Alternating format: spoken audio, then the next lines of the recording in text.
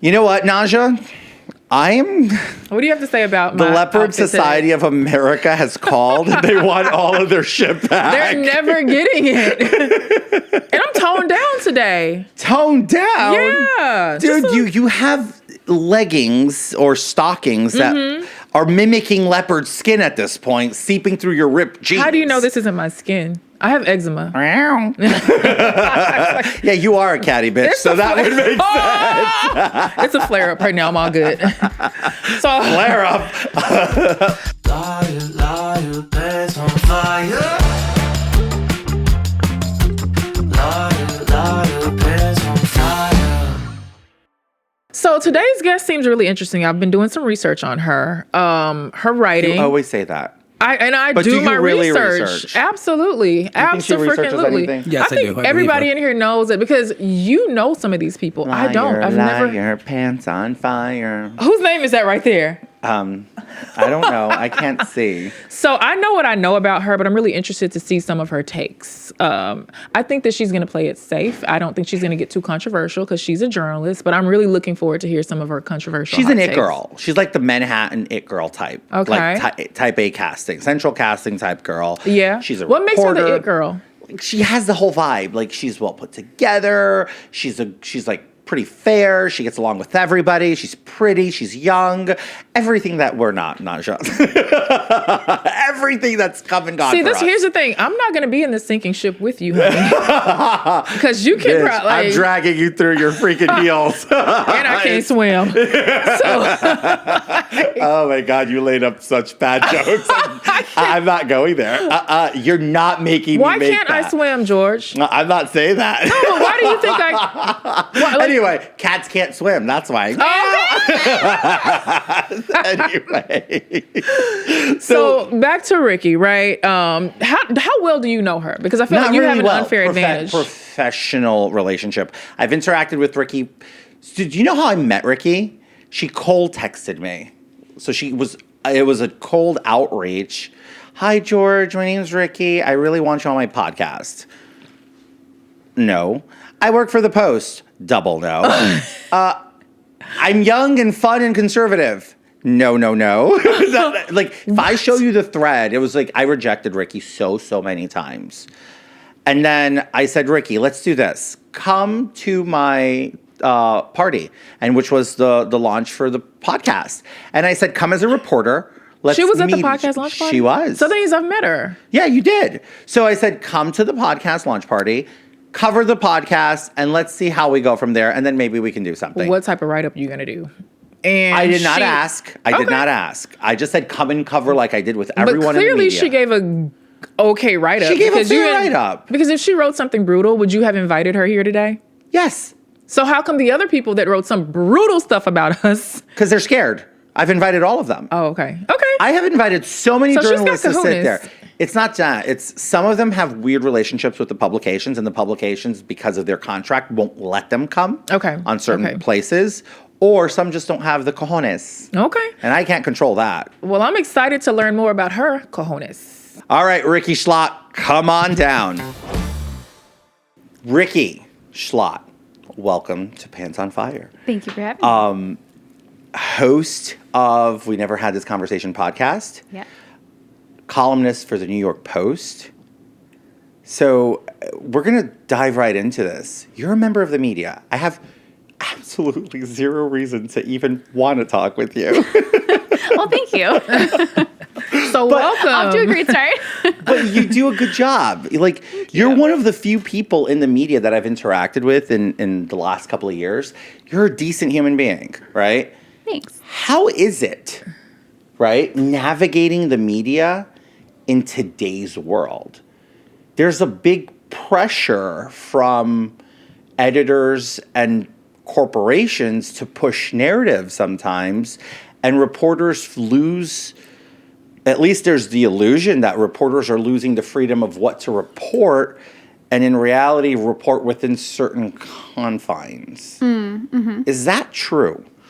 I think it definitely depends on where you write. That's not something that I've experienced personally, but I've definitely heard that from people at different outlets, and that there is a narrow Overton window of what you can report. And sometimes at some places that's very explicit, and at other places that's just like socially enforced, and you would never dare say to your editor like, oh, I want to write something that is outside of the bounds of what is clearly like within our editorial lens. But something for me that I think has always helped is that I started off as a columnist and not as a reporter. So I was always writing in my own voice and not in the voice of the New York Post, or not as a reporter for the New York Post. So I was always kind of like saying, I'm saying this as Rikki Schlott, like as I was like someone with their Twitter bio was like, this is my opinion and not those of my employer. And so I feel like I've always kind of protected myself that way, of making my voice first as an individual and not as a member of an organization as much. And the Post has been really supportive of me and pushing me up that way first, and then also letting me do some reporting on the side. So I kind of try to keep those two roles very separate and distinct. And like, I will literally have like my little columnist photo when it's my opinion, and then that will not be there when I'm just being a reporter. And I really like to just like kind of designate that and separate that. But like, surely in any news space, like there is a slant, or like there's just a sense of like what the attitude is of the paper, or what like their editorial lens is, or what sort of stories they're interested in. And there's always that kind of pressure that you just have a sense of like, oh, I know that they're going to go for this, or they probably won't be interested in that. And like some of that is just the nature of the media, not necessarily a bad thing. But I think that at some organizations that gets absolutely out of control, and you'd be absolutely terrified to go, and I think to the New York Times after like what happened to James Bennett, where he got totally ousted just for publishing Tom Cotton's op-ed, which was not even his own, in the depths of 2020, which I didn't agree with the argument of it, which was that they should bring in the National Guard to quell protests. But it wasn't even his own opinion. And he, as the op-ed editor, got ousted for publishing a sitting senator's opinion that the majority of Americans at the time agreed with. And so how could anyone at the New York Times after that waltz in and say, oh, I want to, make that argument on my own? So for those who don't remember, Senator Tom Cotton had a very strong opinion about the BLM riots that were taking place. Protests. In New York, they became a riot. They might have been protests in parts of the country, and I agree. In New York and Minneapolis, they categorize riots. Fire, arson, riots, that's when a protest becomes a riot. Same can be argued about the Capitol on January 6th. When they Not a protest, a riot. Stormed. That was a riot. Okay. So the editor essentially okayed and greenlit the op-ed, as you said, which is pretty status quo. I've authored op-eds and editors. Because it's an opinion piece. It's an opinion. It's very explicit. The New York Times has literally published op-eds by terrorists. Literally. Like convicted terrorists. I mean, worse than that, if you go back into the 1930s, the New York Times history is kind of choppy. But an op-ed is not an endorsement of an opinion. It's not. But to just remind people that this is a journalist, in essence, an editor, a pretty well-known editor, too, and wildly respected. Yeah, very well respected. That lost his job and his career blew up after years of dedication, whether you agree or not with his political stance, over publishing and authorizing an op-ed just because a minority of people inside the organization itself were just like, this is just like, I feel unsafe. Like, are you kidding? Like, so I go back to ask you this. There's still journalists, though. Is this applied equally? Because I will go back and say there's still journalists in the Times, for instance, like Maggie Haberman. She has written pretty much anything that comes to mind. Is there anything I would recognize? Because I don't know her. Maggie Haberman is probably one of the most read columns. Is that fair to say that she's one of the most read reporters of the New York Times today? Probably. Probably, yeah, right? I'd say so. Yeah. And and what's the one that just left? I forgot. She had that weird parting letter of like how she, I forgot her name. A very large reporter too, young girl. She just penned like I'm leaving, kind of like an FU to the Times, and I can't remember her name. Barry Weiss? No, Barry Weiss. Barry Weiss. Barry Oh, Weiss. this is I thought you meant literally recently. Of course, Barry's a very good friend of mine. Yeah, so Barry was, and which talk about a grandiose exit from a job. Totally. Do you want to talk a little bit about like that exit from that industry and the way she did it? Yeah, that was right after the James Bennett situation, and she wrote a letter, and she was kind of not very relatively well known at that point in time, and now she's an extremely well known voice. But she, like, when James Bennett stepped down, she was like, okay, well then, like, my sort of viewpoints as like a center right person are just not welcome here. But I mean, it's not to say that there's no one conservative at the Times. Like Ross Douthat is there. Barely. How about that? John McWhorter is there, and I think sometimes is he still there? Yeah, Oh. and sometimes he'll make very nuanced arguments, and I think cross the line. He's on the left, but he will make more conservative arguments from time to time. But I think having something like that happen does push someone like Barry out and created a major competitor for the Times, actually, in a way that I don't think anyone expected. Like, she's massively successful, and they created... she created her own tribe, basically. Yeah, totally. Totally. I mean, I She's- love her. She's a great friend, and does some really wonderful journalism that I don't think you could do within the confines of what's doable at the Times. I don't think it's just the Times. We're using the Times as an example, but we're seeing this across media. Media is Yeah. eroding. Trust in media is eroded Yeah. to an all-time low. Yeah. Nobody on the left trusts them. Nobody on the right. People in the center are just kind of trying to grasp for like Yeah. straws. But the reality is I don't think anyone right now has a good opinion of the media. Propaganda is a word that's been thrown around since media was introduced. So I don't know the trustworthiness of it. I think those of us, we find certain publications and certain people that we grasp on their every word. But, some of us look at the Times or the Post, or I know some people that the Esquire, the Sun is their Bible. Oh, so I God. think it's like, what do you choose to imagine put what your they think trust in? about? Aliens. Jesus. I think the media has become Jesus. It's been Imagine if the Sun or the Esquire. I is mean, your, hey, broken clock is what, right? Twice a day? they're never right. But I see what you mean about just a lack of trust, because if I can't share my opinion in an op opinion piece, then who is safe? Is there anybody that is safe in the media? I think it depends on what your opinions are and what publication you're at. I mean, Okay. it's completely contextual, but like things can shift very quickly, and So nobody's safe. the editorial lens of a paper can shift very quickly too, depending on what's going on. But I think one thing in terms of the trust in the media that I've noticed is it seems to have shifted pretty considerably away from like an institution to individuals. I think that like a lot of people will go like open the Times and want to hear what one specific columnist is Yeah. saying, less so than just wanting to read everything. And I mean, I think that in some ways that's a positive. Like I do think that individual journalists gaining trust, gaining followers is a good thing. I think that independent. But isn't that problematic for the industry? If the journalists start to hold the power, no longer the publication, you create people like even a Taylor Lorenz or a Barry Weiss and Maggie Haberman. And can publications afford to have people like that?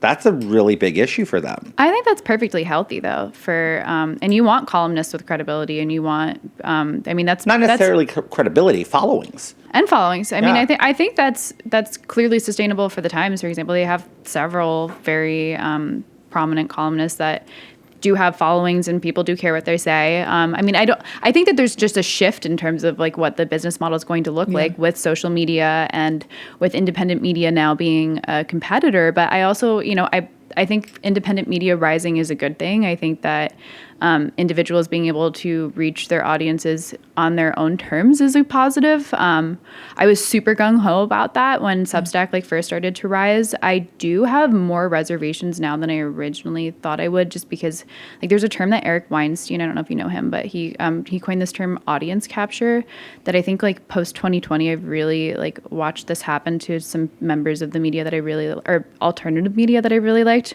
where when you break one massive story, or especially after the pandemic, when a few people didn't toe the line and maybe left a publication, or got a massive boom in their following in a very specific moment, or maybe called out certain things with COVID lockdowns or something, and really made a name for themselves and massively exploded, and have this audience that want to hear a very specific thing from them, or are interested in what they have an opinion on that's just on COVID lockdowns or just on this or just on that. Like these So people, very niche opinions. very niche, They or become subject matter experts. yeah, or like, or you know, the lockdown conspiracies or something. Like people can really get captured by that demand of their audience when they're hearing that like constant feedback from them, and they're realizing like, oh, I'm not getting as much engagement anymore. And you can kind of become a caricature of yourself, Like an influencer when you have, almost. yeah, and you have that We see that all the time. new, though. but that, I think that happens a lot more in alternative media than it does when you're actually working for a publication. When,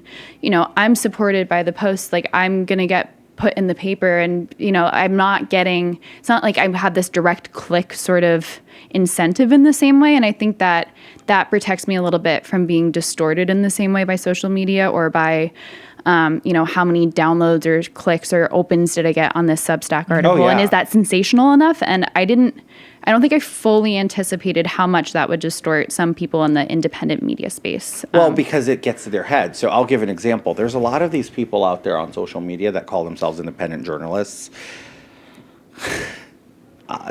I can mention so many, but I'll pick this one. Nick Sorder. Have you ever heard?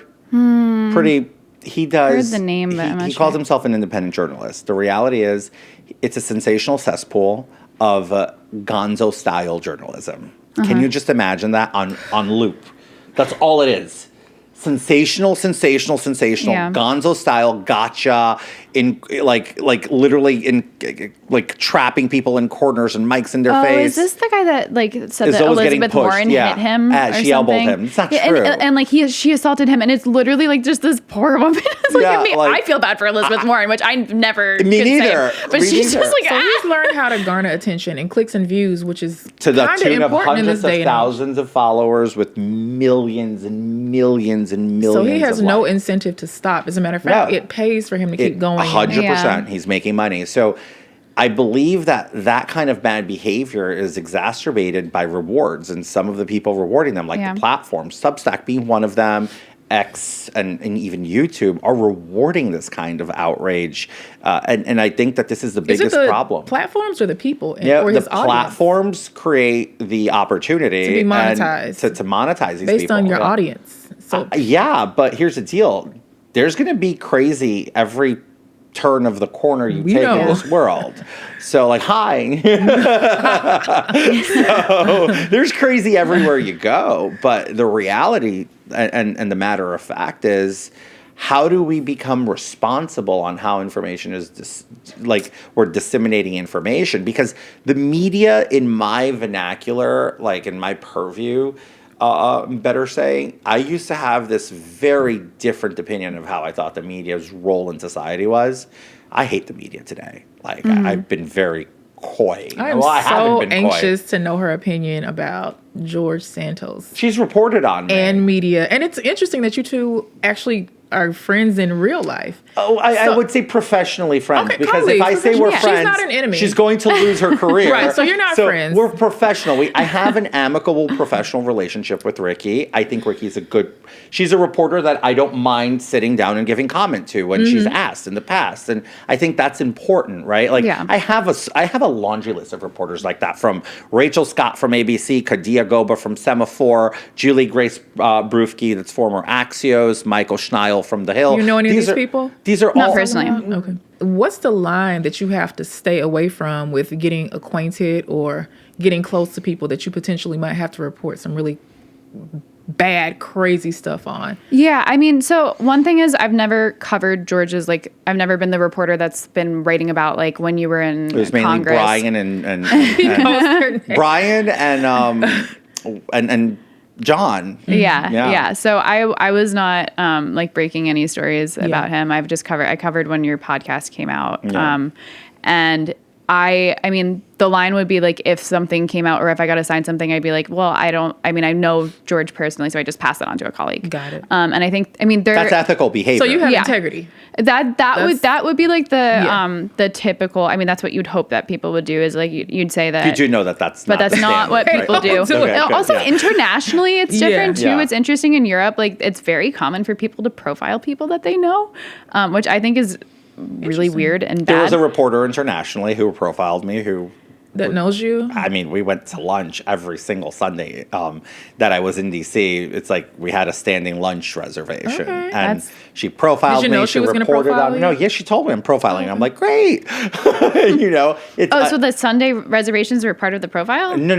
That was Oh. our personal arrangement that we would every. So then she must have Sunday- just been like, okay, this is a great tax write-off now. This Like, is just so easy for her. It was easy for her as soon. Was there Yeah. bias in her profile? I thought she kept it fair because if you know me, you've gotten to know me. I think anybody who gets to know me knows that you can't profile me like an evil villain. Like once you get to know me, like okay, but then you might read and be like, oh, that's bias. No, it's just if you know me, you're going to profile me accurately Based on my own experience. exactly right. So when the profile did come out, it was like mid 2023. She got shellacked I'm sure. over it. But also, I have to say, I would not write about someone that I'd like had a standing lunch date with. That would definitely be. It's unethical. I know I told too her many it was personal unethical. things. It's Not a yeah, profile. So Well, like put it on my you person- want to come from like a fresh slate of like any questions that I ask you, like I only know as much as I could find on Google. Like Yeah. you don't want to know anything personal already or come into it like It's smart. anything that you know that's beyond what is public knowledge. Like that means that you are not the right person to write about. What advice would you give younger Rikki starting in this industry to do differently than you've done up until today? I think so I wrote my first op-ed when I was like 20. And Like 2 years What ago? was that about? 4 years ago, actually. Oh my I God. didn't know what that was about. Or maybe 19, actually. I think actually 19. And I think there's like a pressure, especially when you're like the Post really loved that I was like at NYU Junior, and like they could say like, oh, here's this young kid saying conservative things that like older readers will like to hear coming from a young person. And like I think the fact that like I could get published, I wanted to get published as much as possible, and I never wrote anything that I didn't believe, but I wish that I was like a little more selective, and like I don't have to put every single opinion I have when I'm 19 out in like a major newspaper. Oh, wow. And so like I do think looking back I could have just been like a little bit less loose with it. I mean, More there's tactful. something there's no Yeah. there's something that I'm like mortified about, but I also like You're like, I wish I I would've let said myself get talked into some articles where I'm like, ugh. that. Yeah. I didn't need to do that one. Like I will forever be haunted by the article that I wrote about, which I Are actually you talking about being haunted by articles? To Wait, me? I just want to know. no, wait. I want to know what me? I kind of want to know what it was about. it's actually I'm very glad that I wrote it because my dad loves it.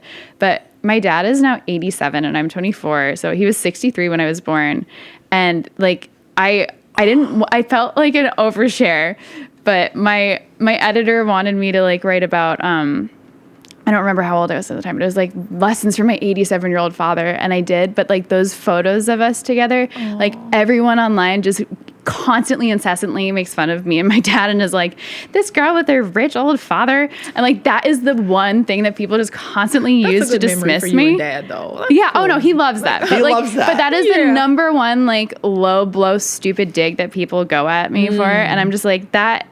I hate seeing people shit on my dad you would've online. held more of your personal stuff closer. Yeah, I don't know. Or just, that's just one thing where I'm like, I wish that people didn't So like. was that something an editor kind of like squared you Definitely talked me into more, Yeah. like, because it's not, I mean, I wish I could just write about my dad and it wouldn't be like the clickbait of like, I have a super old dad, click on this, which is pretty much what the framing is. I think it's cool that he was 63. Like, that's kind of cool. Oh, yeah, I Does mean, mom Al have Pacino similar- status here. Absolutely. Yeah. Does mom have a similar age difference? Is she close in age to Dad? No, she's 26 years younger than him. So yeah.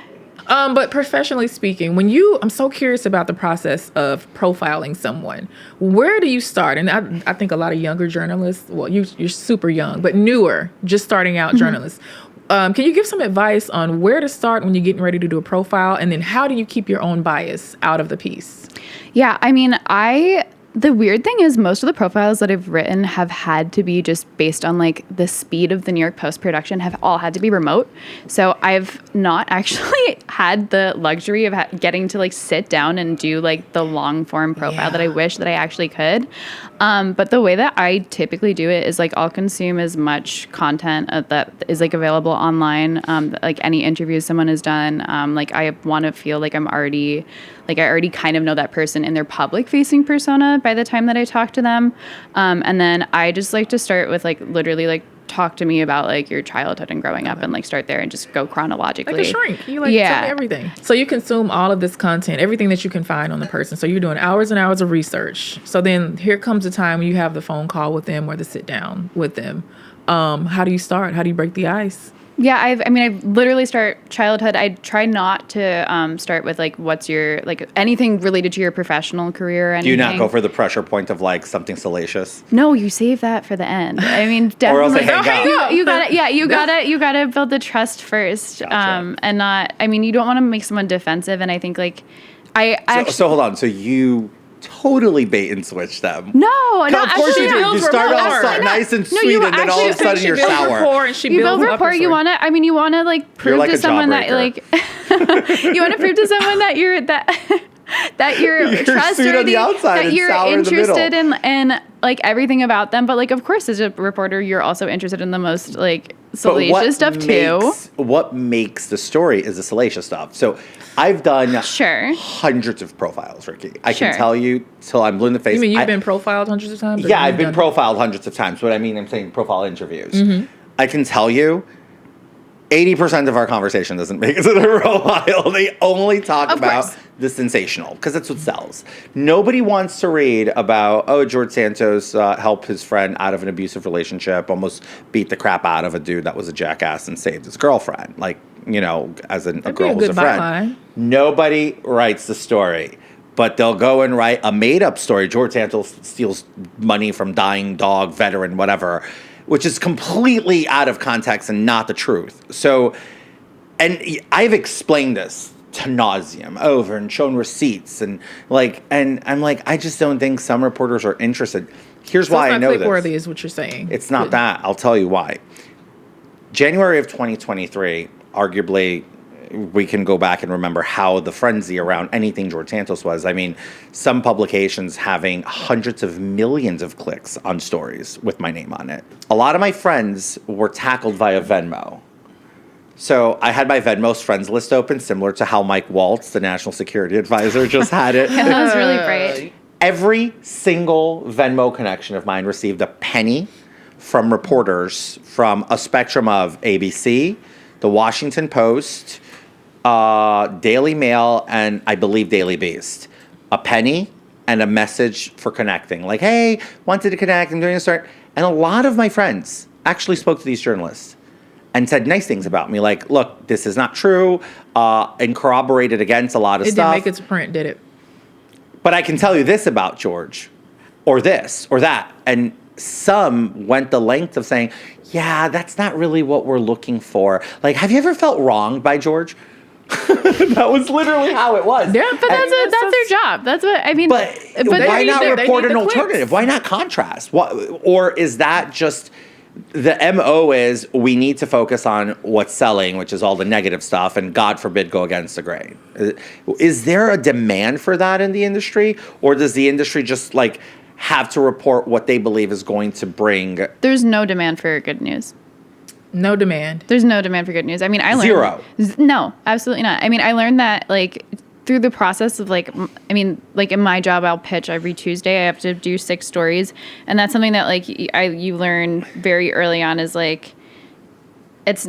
I mean, like you want to just have something about like, oh, this really good thing happened, or like maybe we should just like, I don't know, like after I've crapped on Harvard every single week for like being bad on free speech, they like amend some free speech like rule on campus, and it's like, well, who wants to read about that actually? So you're telling me that there's no demand for good news? Nobody cares. No, I mean people much.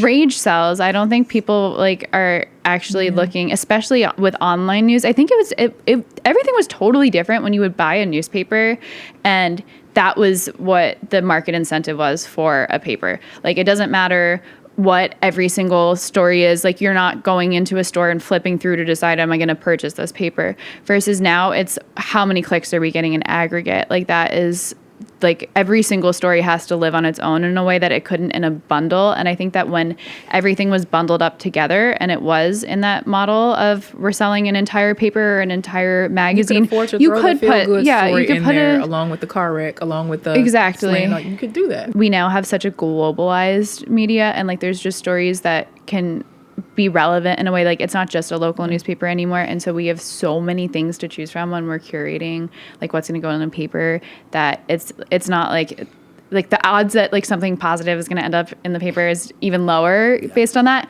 Plus you have the social media aspect where I just think that people bias towards negativity always, like rage is always going to get more clicks no matter what. Like, I don't know if that's been like your guys' experience on Twitter and stuff, like what gets the most engagement, but like certainly for me, when I say something like positive, it's not going to get as much attention. Is that your experience too? Positivity doesn't work. Yeah. You're and right. I wonder if it's the machine that's pushing towards rage and negativity and divisiveness, or people is it just, this is a chicken meets the egg. Which one came first? Is it the people audience scroll demanding past. bad stuff, or is it the media feeding us the bad stuff, so now our brains are anticipating it, so we have this level of anxiety where we need to be fed. I think we have like, we're always getting this constant feedback of like what gets likes, what's getting views, and I think that but is it all about likes and views, or is it about news? It's both. I mean, it's definitely, we're going to cover, like if something important happens in Washington today, somebody at the Post is going to write that article. Yeah. But like we also have so many people on staff that we're going to write like 50 other articles too. And so it's about like, I mean, there's so much that's going to come out of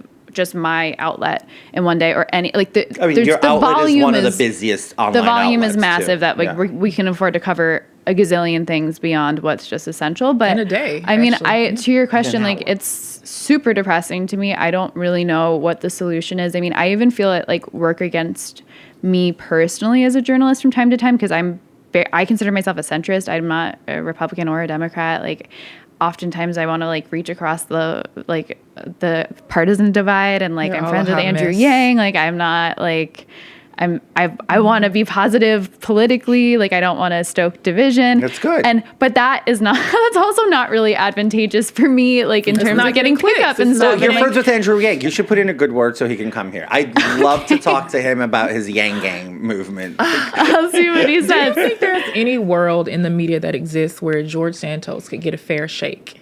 A fair headline, something positive about him. Of course. I thought you thought I was fair she to gave you. me a fair shake. Could it be consistent? But it got overshadowed by Sean McCreish's awful headline at the Times. What was the headline? Well, we don't have to say it if you don't also want a to. friend. But what was his headline? I don't remember, but it alluded. George Santos poops pants.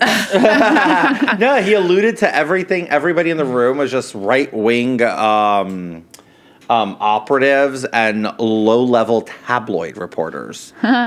How does that make you feel when the almighty New York Times reporter dumps on you? You know, it's like there's that cattiness in this industry too. Yeah, like for sure. I mean, honestly, there's nothing more fun than writing for like a tabloid, because like I can do serious reporting, or I can just like write something that's fun for the sake of it. Mm-hmm. And I feel like if I worked for the New York Times, I'd be kind of jealous of that setup. So yeah, that's. Burn. I'm in your face, McCreish. In your face. And this might be like more of a publicity question, but you know, turning the narrative around when it comes to him and getting more positive write-ups. How would you advise it? So not him necessarily, out of burning buildings, but someone like George in a similar situation to him. What would he need to do? What type of articles would need to be come out? What type of bylines would we need to see with his name attached to him? Bylines? Are you going to write some op-eds? I mean, or maybe George Santos rescues baby out of burning building. Would they print that? If it were true. Okay, yeah. The chances of me going into a burning building are zero. Okay, so not that. Or maybe I would if somebody said, you'll get great headlines out of this. Do you think you ever had a fair shake in the media? Can I tell you? No, but can I tell you how the New York... I can tell you how the Post would write it. It would lead like this. Lying, disgraced former Congressman George I can't Santos. comment on any of that. No, I'm not saying you lawyer. can't. I can't comment on any of that. And I'm making fun of myself. Are you kidding? I talked to Carl Campanile from the Post. I'm like, all right, I know how you're going to start the story, Carl, so tell me how you want to end it. And he laughs, you know? And I like I said, I don't take it to heart. I know. That's good. You don't. You can't take it to heart because it's an MO, it's a brand. I'll give you another example. The way the Times likes to write about me, they don't put any of the prefixes of like, you know, disgraced or expel. They just write former Long Island Republican George Santos, and then they at the end of whatever article they write like they round up like everything about me. Oh, I'm sure. Expel, blah blah blah blah blah. Like that's their MO. So different publications go different ways. Yeah. But you know what? I rather the Post style because it's usually like lying, expelled former George That's nasty. Santos. That would hurt my feelings. I mean, look, it hurts your feelings the first time, the second, maybe the first month. And then you're just like, they're not going to change. You develop a thick skin. And you know what? I like so many people on staff that I'm just like, there's an editor there that just probably has a thing for me until I meet him and take him or her to drinks. Hopefully they'll just write like expelled rep George Santos. What type of flack are you going to get for coming on this podcast? I didn't say anything that I didn't mean. I don't No, expect. I think you're fine. I mean, I didn't get flack for writing Just about from your you. friends, like, are you actually like Taylor No, Lorenz honestly, came. like She was fine. it's She went funny. viral. I told George this, that when I was at NYU, like all my friends, a lot of them don't like me anymore because of my politics now and like the job career that I've taken, which is fine. I don't care. It's their MO. They're not real friends. They were like college friends. It's totally fine if but whatever. But it's so funny. They were all obsessed with George, even though like the politics are opposite of yours, but there's just like this weird, Girlfriend. like it's the progressive It's the diva- female it's the NYU. diva I know. energy up all It's so day. funny. So actually, I think all the people who hate me and my politics will love this appearance. So, I mean, look. thank you. You know what it is? For some reason, young females, the more progressive, I think they just get so enamored with the outrage of like who I am. Some of them are just like, I love this guy. Like, if you look at the cameo requests I get, it's like 9 out of 10 times, like some chick that's either breaking up or is down. Sometimes they'll send it to themselves. Like, this is actually for myself. Can you just cheer me up? And it's like, and then like, here are a few things about me. And they give me bullet points and I just like lean in. And that's where the diva up energy thing came from. And I remember going into CBS to do Marsha Kramer's show right after I got expelled.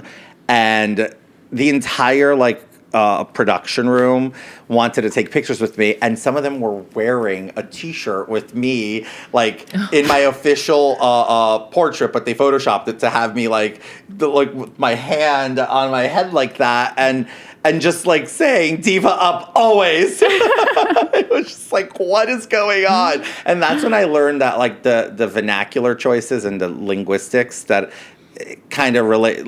It assimilates more with younger girls. And maybe I'm like a 20-something-year-old girl deep down inside. Who cares? Who knows? I don't know.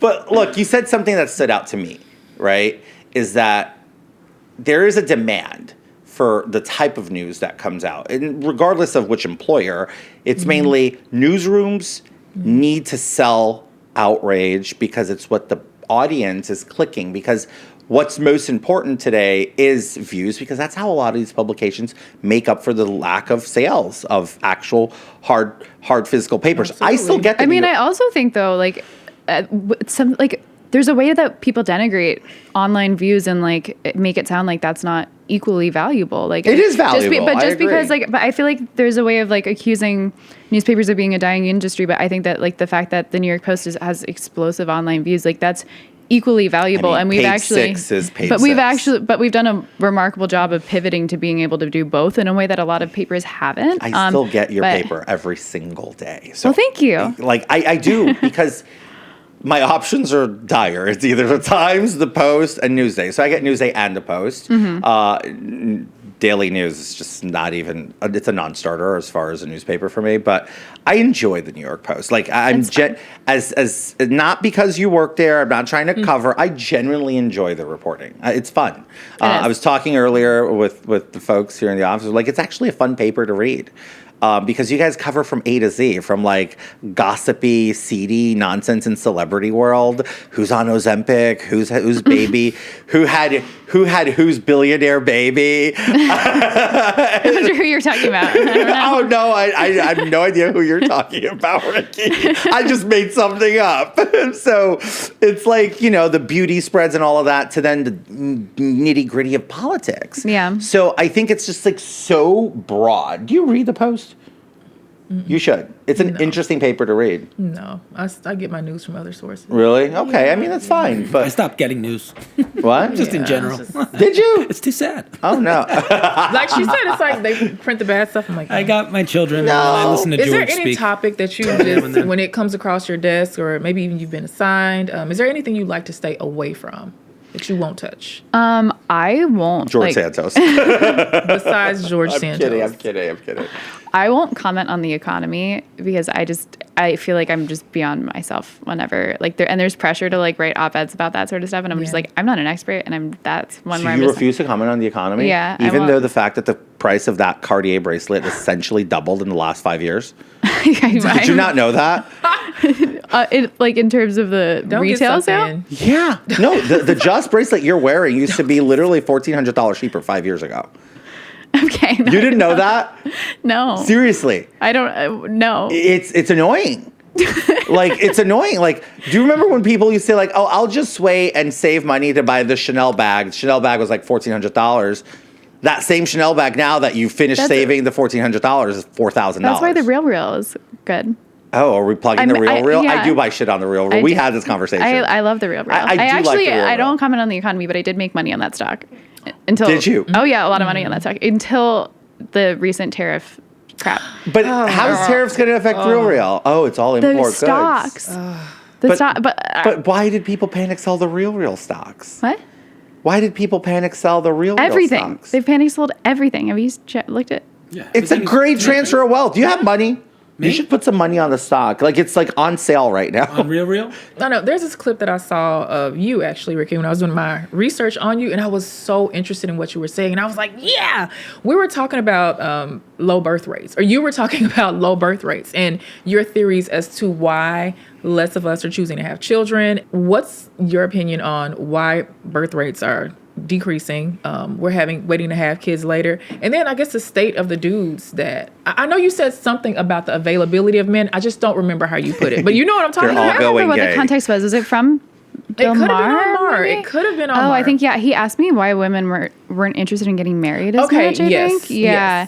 yes. Which I don't feel like that's accurate, that women are not interested in getting married, but I feel like people are not like able to find adequate matches, or like the pair bonding and mating is just not working in the same way. And I feel like That it did in the 60s. I mean, it's just like 70s there's and just 80s. all these weird imbalances. Like young women are disproportionately more educated now compared to young men. You have a lot of young men that are like kind of falling off the deep end and not being attended to. Super gay. I think that's a point that Sorry, I had to I wanted let to that kind in of there. lean into about the state of young men who become older men. And so where is it that they're falling off exactly? And where can they be saved? Not us, because it ain't our job. Can I to jump save in as a man on that? I real want to quick? know. Go ahead. Well, there's this book that I really recommend called Of Boys and Men by Richard Reeves, who is he was with the Brookings Institute before, but I think he's left since. But it's like a really nuanced, interesting book about how like we've talked so much about girl power, but like there's actually some real measurable issues on which men are falling behind. Like suicide rates are vastly disproportionate, deaths from overdose, drug addiction, like graduation rates are much lower for men, educational measures across the board, like test scores, even from like kindergarten onwards. And he has a bunch of different solutions. One of them that I actually think is really smart, that I don't think gets talked about enough, is redshirting boys, which is like the term for holding boys back one extra year at kindergarten, because boys are just developmentally behind in educational and social skills for like all the way up through puberty. So and now, how old are you? to 36. This old bitch talking about me being not developed. Anyway, can she finish? But they have vastly better educational outcomes if you do that. And I think that at scale, that actually could help balance out a lot of the educational problems that I do think compound. But like, I don't think that like this incel stuff is worth like ignoring and shrugging off. Like, there is actually a problem going on with young men that are like living in their parents' basements. It's disproportionately impacting young men that are like on like smoking weed all day, playing video games, not contributing to the economy. There's this crazy number. I'm gonna misquote it, but it's something like there's this term called not in the labor force, and this guy calls them like NILFs, which is kind of funny. But it's I think That's it's a very like, slippery slope. I know. His name's Nicholas Eversett. He's at AEI. I think he said it's something like 8 million young men that are within the like young working age demographic. 18 to 45 working. is the actual age group. Yeah. Who should be working that are just not in the labor force at all. And like it's Oh my sociologically like not really fully explained who they are, like how they're making money. It's like this is a really massive And problem. of course, we're not And wanting hold to on. marry There's- them or give them babies because they don't have anything. yeah. But that's not fair. You're ignoring something. I always try, and I know the book, good book plug, by the way. We're ignoring something here. And obviously, you're two women. As a dude, I'm going to stand up for dudes and say there's also this inherent massive demasculinization of men that took place over the last decade. Oh, 100%. The war on That toxic was masculinity so was He's going to throw out bad. Me Too. He's definitely going to bring that up. I'm not bringing up Me Too. I'm just saying that there has been Me Too is justified in so many ways, and the media exacerbated it. Good on the media. Good on everybody who spoke They out. did. But it was weaponized afterwards. Oh, Men I are actually agree with you absolutely entirely. terrified. I have friends who are in my age group, which should be already like at least dating, that are terrified of encounters with women to the tune that they're now like doing like consent videos. I don't know if you saw that there's this trend. Guys are like, let's just do a quick consent video. Like, hey, my name's such and so. I consent to be on this What? date. Yes, that is a thing now because girls have weaponized sexuality and the slightest like you're going the out. Aziz Ansari sort of thing. I'm sorry. Like the Aziz Ansari sort of. It's even worse than that. Like, put it this way: like you go out on a date, Barone. Imagine you're single. Okay, you go out on a date. Never. Okay. Okay, I'm listening. You go out on a date, and you're flirting, right? You're hookup culture. Like you're trying to like meet someone like the old-fashioned way instead of on an app, very objectively with parameters, right? So a you're at a traditional bar, date. and you come up. You're like, oh, you look good. You always come here. Whatever cheap line you're gonna drop. Some women call that freaking harassment.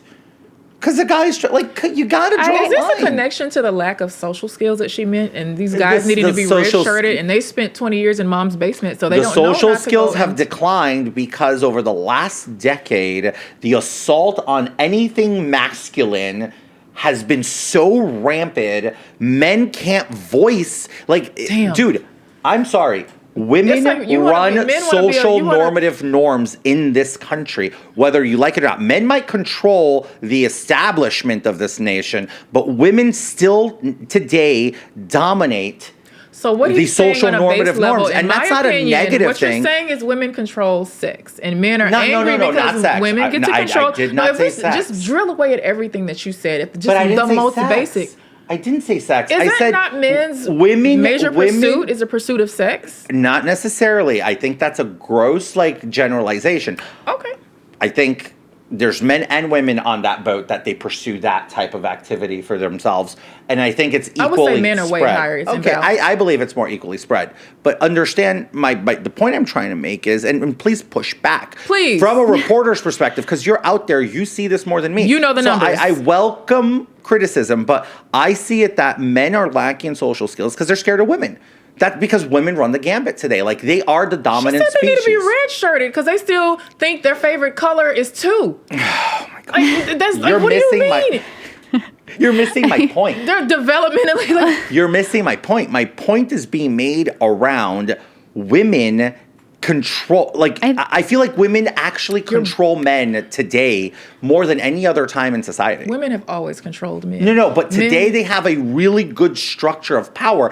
And by the way, I'm a feminist. I believe women have an equal space in the world and in the work environment. I'm all for that. Like, let's go, girl power. But we should have a higher stake. Like, we should have. The way the world is set up now, you already so ass do. Backwards. Like, if we ran the world, there would not be half this crazy. Think about what would happen if we ran the world. Do I sound like a frat bro right now? You ran your country, I ran mine. Me and you have problems with each other. I'm like, hey, Rikki, we need to sit down and talk about this. I don't think that's actually true. We're not going to pull out guns ablazing. I'm not going to try to behead her. Have you ever met a woman on PMS? I mean, come on. Imagine if you're trying to figure something out and you're PMSing. And you know who made us seem crazy because of our uteruses? It was dudes. You know what? You didn't even have an understanding Y'all of make yourselves look crazy by yourself. You see what you're doing right now? You see what you're doing? They're going to eat you up in the comments, and I can't wait. See, and he's minimizing my argument because he doesn't have one. Because I'm becoming a frat bro, and I didn't even realize it. Like, just if you look to the side, I just go like, all I get is a nod. Like, this is awful. So without getting too convoluted on the dating and finding love, all of that stuff, I think there is something to it about developmental, how men are delayed. Is that inappropriate to say? I think developmentally that's true on the educational stuff, but I don't think that's like a neg at all. And you can see the vast differences if you like educational outcomes for boys that are like that happen to fall within the birth years that they are not even redshirted, but they happen to be in the older end of the cohort of kids in that year. I mean, even just the smaller kids get picked on more. That's just like a mass sociological fact. This is happening at like age 5 in a way that, and in mass, in a way that I think is maybe demonstrative of the fact that the educational system is just not. I mean, girls are just more conscientious and by nature and able to just. You're more sensible. Yeah, there's no question. That's just why we should be running the world. I think there's just on a ton of measures. Smash. Like, I think boys on a ton of measures, even the fact that they don't have predominantly and from preschool up until college, like the vast majority of their teachers are female and they don't have male role models in mass in schools or even I didn't like male teachers though when I was a kid. Straight. I did not. No, I felt them to be rough. I feel like you needed to be nurtured more. There is some nurturing. There's actually yes, I'll concede that. There's a nurturing effect of female teachers that I appreciate. That's all I'm going to say. But like she's saying, what if they I already have a dad. I don't need it like another dad. But the thing is, a lot of people don't. And if you look at another thing that's I find very interesting, also credit to Richard Reeves on this, single parent households and the measurable impacts or negative impacts that has on young people or on children vastly disproportionately negatively impacts boys versus girls. Girls have almost virtually no impact compared to a dual parent household. Girls, really, yeah, the burden is vastly disproportionate on boys. And I never my thought theory of it that would be that like a young boy is especially needing a male role model in the household, and a girl might be able to acclimate to that in a way that a young boy might not be able to. So that's females are more independent. Is that what you're saying than boys? Well, I think boys might. I mean, typically a single parent household there's a mother. Here's how versus I a boy needs to see the male role. Presented to them in the household in a way that maybe that's why they're struggling. I equated a little more baseline instinct, animalistic almost of the human being is. Women are far more elaborate beings. I mean, you're born with a reproductive system. You never gave birth, but you know everything to do when you're going through that process. Mm-hmm. I can't imagine a man figuring that out, even if you gave us a manual. It's like IKEA, like furniture assembly. Like, wait, how does this go? So I think that there's that basic instinct that goes into it. Mm-hmm. So perhaps why it works, why women are so more advanced in that level is because you are, in a very significant way, physiologically superior than men. Mm-hmm. in like you can create new life. So I always look at it from that angle too, and mm-hmm. I feel like I'm getting stared at here. Do you disagree with that? What? I think it's an unfair burden to put on a girl to What? already To say that they're superior? to be expected to be superior in advance. You say girls are superior, you get mad. But I when say you- girls are but the weaponizing boys, expectation- you get mad. But I the can't win with you. expectation Of, you'll never win with me. But the expectation of us to already overperform and have it figured out. Okay, where's the other mouth? That's a huge You're burden. and I talking don't out of know both the sides of your numbers. mouth now. No, you're I talking out only of have both sides of your one mouth. side of a mouth. What are you No, talking you're about? talking out of both sides of your mouth. Aren't I supposed to? Based on Not the a statements whistle. you said like 10 minutes ago, you just contradicted yourself. No, I feel like women are the fairer, better sex. However, I think it's not fair that we have this burden to already overperform. Like she said, if there's a single parent household, let's just say statistically, most single parent households are led by women. She said the girls might fare better than the boys. From my research, it's about equal because both kids are going to benefit from having both parents there, right? They're going to benefit. It has a different effect on the girls, that's for damn sure, because there's a lot of fatherless little girls out there that are battling some stuff right now. There's also a bunch of fatherless boys out there that are battling things. It's different. But I don't know about the disproportion. I don't know if I agree with that too much. I just don't know the numbers to back it up. Look, I think when you find out the numbers, you're gonna be like, oh wow, it's pretty bad. I mean, I don't like fatherless throwing out fatherless numbers. homes are very, very bad in the United States compared to everywhere else in the world. Globally speaking. No, the U.S. has that problem more so than any Globally other speaking, developed country. And once again, it's like women are left to do the heavy lifting. I'm not going to argue That's not that. a slight on the Rikki, mothers. Like she won't stop on this subject, so I have we to can pivot. go out to drinks and talk Yeah, about this later. like, Would you like should. that? Okay. Absolutely. I encourage that. Rikki, before we get to Two Truths and a Lie, which Yes. is something we love doing with our guests, I do have one last question. And if you can give it to me as tight as possible, what is the worst story you have ever had to write that you had no option but to, like, this is your job, you're going to write this story? I have veto rights actually. I've never been forced to write something I don't want to write. Okay. Yeah, no, I've absolutely. So does if I'm every not- journalist get that? I mean, I don't know how everyone else's relationship is with their editor, but if I'm not comfortable with something, I've can be like, "Nope." absolutely, 100% my conscience is respected and my point of view is respected, and I've never been pushed to write something I don't want to write. I've been encouraged to, like that article that I've a little bit embarrassed about with my dad now. I've been encouraged to write things, but I've never once been told to write something I don't want to write. Interesting. I have asked reporters though that have been forced to write Oh, things. I absolutely know that. Yeah. I'm certainly at other outlets, I've heard horror stories. I'm going to drop one specific article here before we get to wrap up here. But there was this headline earlier this year during the speaker's race.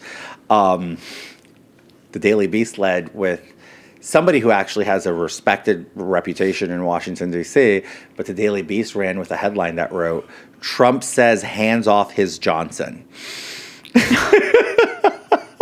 Controversial. Can you imagine writing an entire story about the speaker's race and that's a headline that your editor That tags is- on you? Yeah, that's What do you do in a situation I have like to say, that? I've had times where I've seen a headline that's been put in my article. I'm like, oh, I can't come up with any specific ones off the top of my head, but course, I've been yeah. like, or at least in print, I've seen something and I'm like, oh, wow, that is really out there. But that's also part of the beauty of the Post. And you don't see the headline until it's already in the paper, so that's Rikki, fun.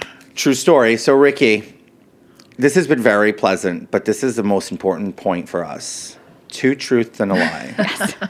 Tell us what Do you you got. know the game? Yeah, Oh, she knows the game. She's I do. I got she it. ready. She's a journalist, of course. I She's got ready. it. Okay, I got it. And just, I always get it wrong, but I think my track record has gotten You got two right pretty so good. far. Okay, we're ready.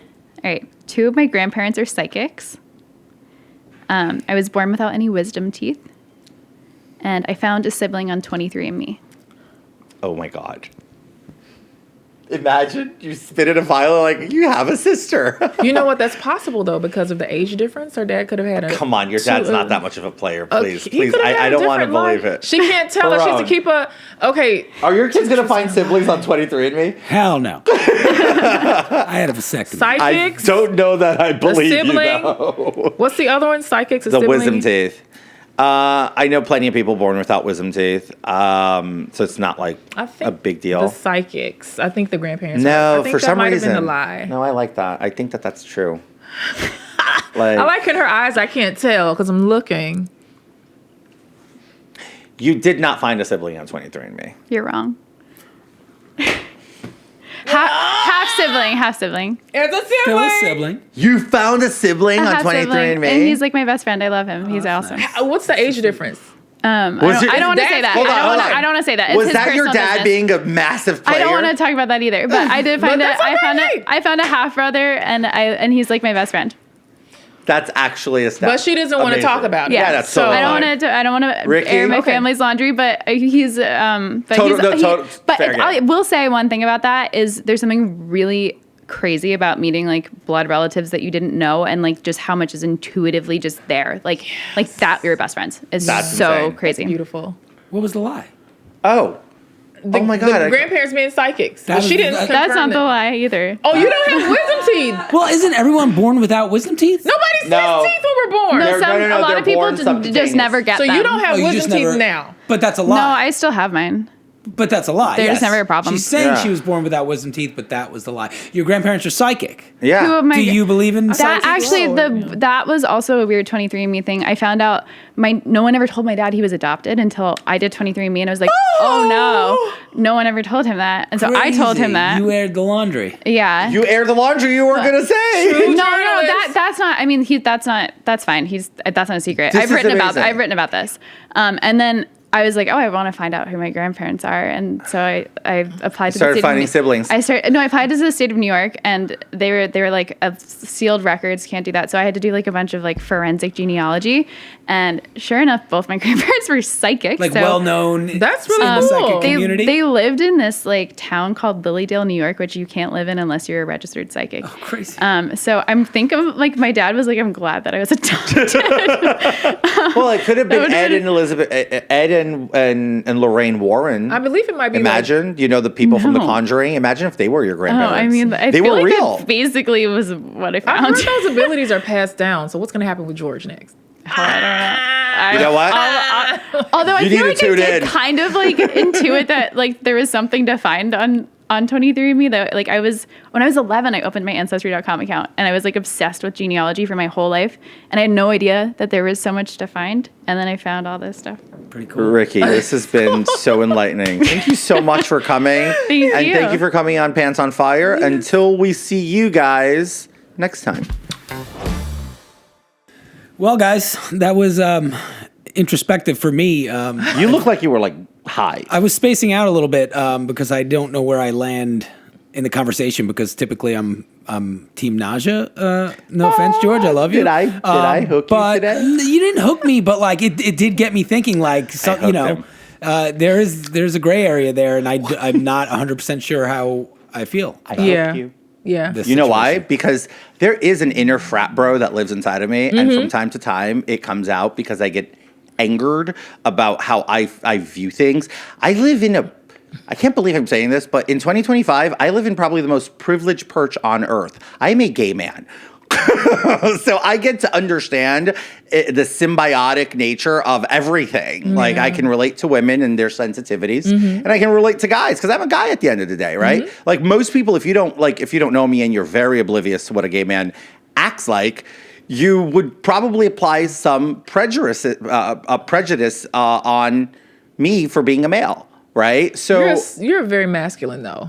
very masculine. It's very, Oh my god! you are. You should see when I'm drunk. It's like Paris Hilton ain't got shit on my list. Okay, I was trying to give you some credit. No, but no, I'm just being funny. But so first of all, we were having a media conversation, and all of a sudden, we went into something so in depth. She was so eloquent and intelligent about it. So, look. Not every episode is going to be crazy. Boo-hoo, yeah, ha, ha, cuckoo. Like, if we're going to have opportunities for intelligent conversations, I think Rikki, by far, was a great opportunity for an intelligent conversation. Yeah. And not everything needs to be a gimmick. And I really wish that people would respect that. Now, I guarantee you, we will have clips of George Santos with the chiseled Chad meme going around because of some of the stuff I said. I'm telling you, it's going to happen. I think you've got a lot of the bros on your side with this episode. I'm very bro-y, though. Yeah, you are. And maybe very that's why bro. you felt a little bit, you're like, oh, I'm leaning into my broness here.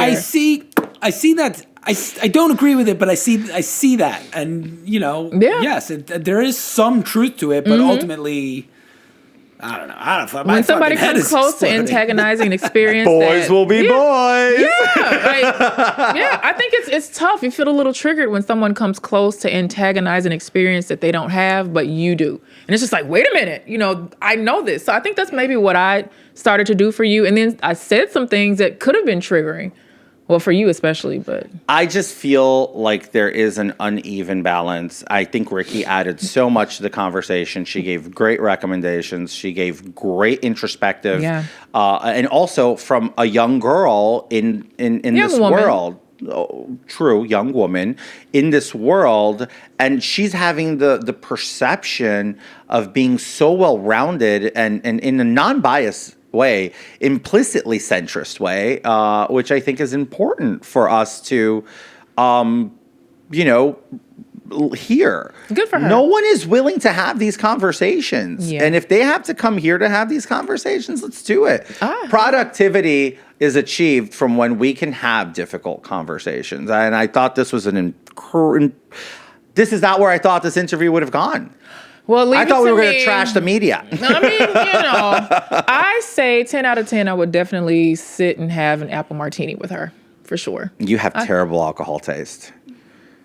I don't even like apple. I don't know why I said that. I like French martinis. I actually love French martinis. I don't know you know why when I said used to that. drink apple martinis? Back in 2009 when they were still relevant. But that being said, folks, if you're not liking, subscribing, following, commenting, giving us your hate mail, you don't matter. So I want you to give me your hate mail. I want you to give me your hate posts. I want you to give me your love. But please follow, subscribe, and listen to us. I want the everywhere. love. I No. don't You want can the hate. send her hate. I'm tired of being the lightning rod of hate of this show. She needs to get some hate. I think after today, I might. You know what? Team George, please go after Team Naja right now. See you next week. See you all next week. With another episode of Pants on Fire with George Santos.